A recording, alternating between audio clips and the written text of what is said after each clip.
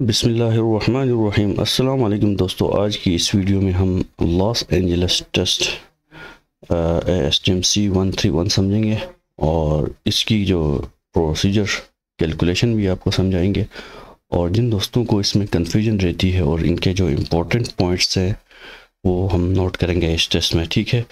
बहुत सारे दोस्तों को ये नहीं पता होता कौन सी ग्रेडेशन में हमने सैम्पल प्रिपेयर करना है, जो स्टैंडर्ड इसकी ग्रेडेशन होती है, और क्लास ए में हमने करना है, क्लास बी में करना है, क्लास सी में करना है, क्लास डी में करना है। ये चीज़ें क्लियर नहीं होती हैं बहुत सारे दोस्तों को। तो आज की इस वीडियो में हम ये तमाम चीज़ें कवर करेंगे और उसके इंपॉर्टेंट पॉइंट्स हैं वो भी नोट करेंगे, ठीक है।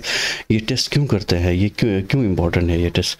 जब भी हम कंक्रीट मिक्स डिज़ाइन करते हैं तो हमें लॉस एंजल्स एवरेजन टेस्ट करना होता है कोर्स एग्रीगेट का, और असफाल्ट के लिए हम एग्रीगेट अगर इस्तेमाल करते हैं तो उसका भी लॉस एंजल्स एवरेजन टेस्ट करना पड़ता है। और एक और चीज़ है वो है RRM में जो हम स्टोन इस्तेमाल करते हैं उसके लिए भी हम लॉस एंजल्स एवरेजन टेस्ट करते हैं।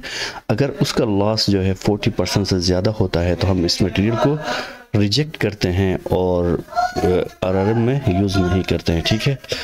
तो दोस्तों हम आज की इस वीडियो में वो तमाम इम्पोर्टेंट पॉइंट्स और उसकी कैलकुलेशन समझेंगे जो कि इस टेस्ट के लिए बहुत इंपॉर्टेंट है, ठीक है। ये क्या कहता है, this test method covers procedure for the testing size of coarse aggregate smaller than 37.5 mm, ठीक है। ये क्या कहता है, ये टेस्ट जो है अप्लीकेबल है अगर हमारा एग्रीगेट का साइज 37.5 mm डाउन हो, ठीक है। और क्या कहता है, हम डिग्रेडेशन मेजर करते हैं एग्रीगेट की, ठीक है। डिग्रेडेशन का मतलब होता है इसमें एब्रेजन भी आता है, एट्रिशन होता है, इम्पैक्ट और ग्राइंडिंग होती है। तमाम चीज़ें जो है ना वो एक साथ इस पे अमल कर रही होती है। जब हम उसको जो रोटेटिंग ड्रम होता है लॉस एंजल्स मशीन का, उसके अंदर हम ये डिग्रेडेशन मेजर करते हैं। बेसिकली ये इसकी मैकेनिकल इसकी स्ट्रेंथ कितनी है एग्रीगेट की, वो हम चेक करते हैं। अगर लॉस ज़्यादा होता तो वो मटेरियल अच्छा नहीं होता, अगर लॉस कम होता तो वो मटेरियल अच्छा होता कंस्ट्रक्शन में इस्तेमाल करने के लिए, ठीक है। तो दोस्तों हम आज इस वीडियो में तमाम पॉइंट्स और इसकी आखिर में कैलकुलेशन भी आपको समझाएंगे, ठीक है।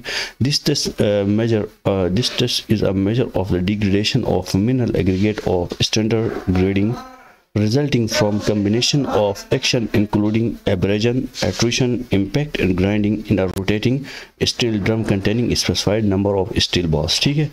ये टेस्ट जो है वो डिग्रेडेशन मेजर करता है मिनरल एग्रीगेट की, और स्टील बॉल्स हम इसको स्पेसिफाइड होते हैं, यानी हम क्लास ए इस्तेमाल करते हैं, क्लास बी इस्तेमाल करते हैं, क्लास सी और क्लास डी इस्तेमाल करते हैं, ठीक है। इससे जब टेस्ट करना होता है यहाँ पे मैंने समझाया हुआ, ये देख सकते हैं आप। क्लास ए के अंदर हम 12 बॉल इस्तेमाल करते हैं और इसका जो वेट होता है 5000 ग्राम प्लस माइनस 25 ग्राम, ठीक है। क्लास बी के अंदर 11 बॉल्स इस्तेमाल होती है और इसका वो जो वेट होता है 4584 ग्राम प्लस माइनस 25 ग्राम होता है। क्लास सी के अंदर 8 बॉल्स इस्तेमाल होती हैं, इसका 3330 ग्राम प्लस माइनस 20 ग्राम होता है। और क्लास डी के अंदर नंबर ऑफ स्फीयर्स जो है वो नंबर ऑफ स्टील बॉल्स 6 इस्तेमाल होती हैं। इसका जो वेट होता है 2500 प्लस माइनस 15 ग्राम होता है, ठीक है। तो ये मैंने ग्रेडेशन यहाँ पे किया हुआ है। सबसे पहले जो सैंपल हम साइड से लेके आते हैं उसको अच्छी तरीके से ड्राई करना चाहिए। ड्राई करने के बाद हम इसकी ग्रेडेशन करते हैं और हम ये देखते हैं कि उसका मैक्सिमम और मिनिमम साइज़ कितना है, ठीक है। और हमने जो डिज़ाइन हमें जो स्पेसिफिकेशन में जो दिया होता है, कंक्रीट मिक्स डिज़ाइन हो या असफॉल्ट हो, तो उसका जो मैक्सिमम साइज़ उसमें दिया होता है, ठीक है। उसके मुताबिक हमने सैंपल उठाना होता है, उसके मुताबिक हमने क्लास डिसाइड करना होता है कि हमने कौन सी क्लास में ये टेस्ट परफॉर्म करना है। क्लास ए में करना है, क्लास बी में करना है, क्लास सी में करना है, क्लास डी में करना है। अगर हमारे पास जो एग्रीगेट का साइज़ जो 37.5 mm डाउन है तो हम क्लास ए इस्तेमाल करेंगे, ठीक है। ये मैंने यहाँ पे ये इस टेस्ट में हमने क्लास ए के लिए कैलकुलेशन किया हुआ है। बाकी हम आप क्लास बी के लिए भी कर सकते हैं, क्लास सी के लिए भी कर सकते हैं एग्रीगेट साइज़ के मुताबिक, ठीक है। ये आप इसको ये नोट करें। इसकी जो पासिंग है और रिटेन का वेट हम लेते हैं, यानी 37.5 mm का पास और इसका जो रिटेन है 25 mm का रिटेन होता है, वो 1250 ग्राम प्लस माइनस 25 ग्राम होना चाहिए।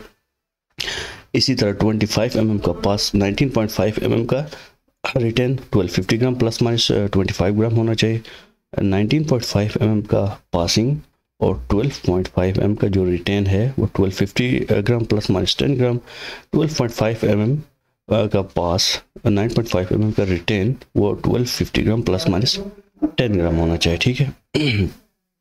इसका जो टोटल वेट है वो 5000 ग्राम प्लस माइनस 10 ग्राम हो सकता है। मैंने इस केस में 5000 ग्राम 5008 ग्राम लिया है, और आप इसको ऊपर नीचे कर सकते हैं 10 ग्राम प्लस माइनस, ठीक है। इसके जो इम्पोर्टेंट पॉइंट्स हैं वो हम इसमें नोट करेंगे और आपको समझाएंगे, ठीक है। तो यहाँ से मैं अभी शुरू करता हूँ।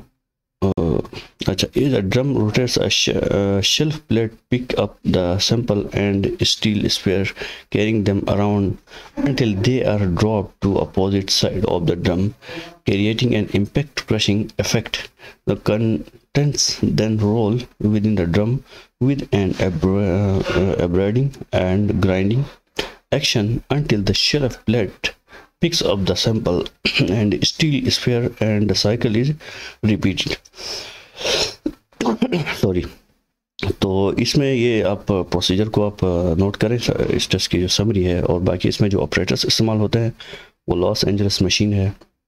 उसकी जो होलो सिलेंडर का जो थिकनेस है वो 12.4 mm से कम नहीं होनी चाहिए। उसके बाद हमारे पास सीव्स हैं, ये आप नोट करें इसको, और हमारे पास सीव नंबर 12 होती है।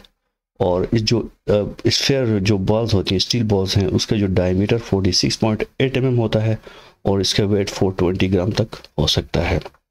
और सीप नंबर 12 होगी, और सैम्पलिंग ट्रे हो गया। हमारे पास एक विंग बैलेंस होना चाहिए, ठीक है। ये तमाम ऑपरेटर्स इस टेस्ट के लिए इस्तेमाल होता है। बाकी हम यहाँ पे प्रोसीजर देखेंगे। Place the test sample and charge in the Los Angeles testing machine and rotate the machine at speed of 30 to 33 rounds per minute. क्या कहता है, सैंपल को हम मशीन में डालेंगे, डालने के बाद जो स्पीड है उस स्पीड को हम चेक करेंगे। इसकी जो रोटेटिंग ड्रम की जो स्पीड है वो 30 से लेकर 33 राउंड्स पर मिनट होने चाहिए। और हम क्लास ए के लिए 500 रेवोल्यूशन हम सेट करते हैं, ठीक है। उसके बाद आप देख सकते हैं यहाँ पे जो इम्पोर्टेंट पॉइंट है मैंने यहाँ पे नोट किया है, ठीक है। ये है कि हम सिर्फ नंबर 1.75 mm 70 mm इस्तेमाल करते हैं, जिसको सिर्फ नंबर 12 कहते हैं। उसका रिटेल लेकर हम उसका वेट करते हैं, जिससे हम लॉस निकालते हैं, ठीक है। बहुत सारे लोग इस टेस्ट के अंदर जो वेट आता है उसको वॉश नहीं करते हैं, लेकिन जो सही तरीका है वो ये है कि इसको हम वॉश करेंगे सीप नंबर 200 से, जो STMC 136 की जो मदद से जिस तरह हम टेस्ट करते हैं, वॉश करते हैं। वॉश करने के बाद जो रिटेन बचता है उसको हम ड्राई करेंगे, फिर उसका वेट करेंगे, फिर हम लॉस निकालेंगे, ठीक है। If aggregate essentially free of adherent coating and dust, the requirement for the washing after the test is optional. ये क्या कहता है, अगर हमारे पास उसमें डस्ट नहीं है एग्रीगेट के अंदर जो हमने मशीन से निकाला है, तो हम वॉशिंग एक ऑप्शनल है। अगर हम उसमें डस्ट अंदर घुसा हुआ है तो हम वॉशिंग करते हैं जो STMC 136 की मदद से।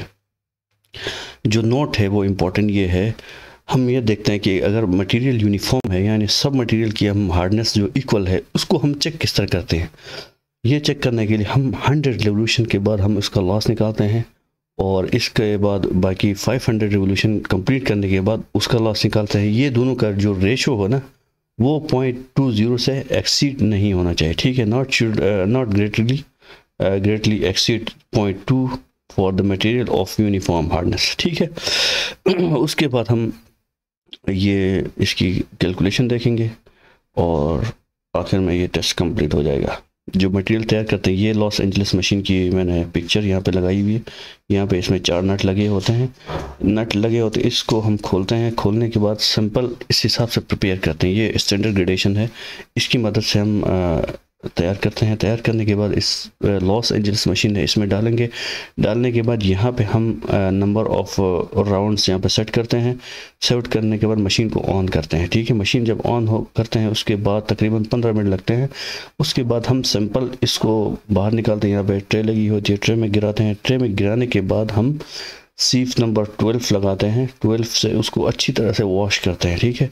वॉश करने के बाद सैंपल को अच्छे से ड्राई करेंगे। ड्राई करने के बाद वेट करेंगे। यहाँ पे मैंने इनिशियल वेट जब मशीन मैंने डाला था उसका वो जो वेट था वो 5008 ग्राम था। और फाइनल वेट जब मेरे पास आया वो है 5005 ग्राम आया है। उसकी मदद से मैंने लॉस निकालना है। यहाँ पे मैंने किया 5008 ग्राम माइनस 4005 ग्राम डिवाइड बाई जो इनिशियल वेट है 5008 ग्राम मल्टीप्लाई बाई 100 करेंगे तो हमारे पास ये लॉस आ जाएगा। ठीक है, जब एग्रीगेट हम इस्तेमाल करते हैं उसका लॉस जो है जितना ज़्यादा होता है इतना ही एग्रीगेट नाकिस होता है, जितना लॉस कम होता है इतना ही एग्रीगेट अच्छा होता है और कंस्ट्रक्शन के लिए अच्छा मटेरियल तस्वर किया जाता है। तो दोस्तों आज के लिए इतना ही। अगर आपको वीडियो अच्छी लगी है तो वीडियो को लाइक करें और चैनल को सब्सक्राइब करें। Thank you for watching this video.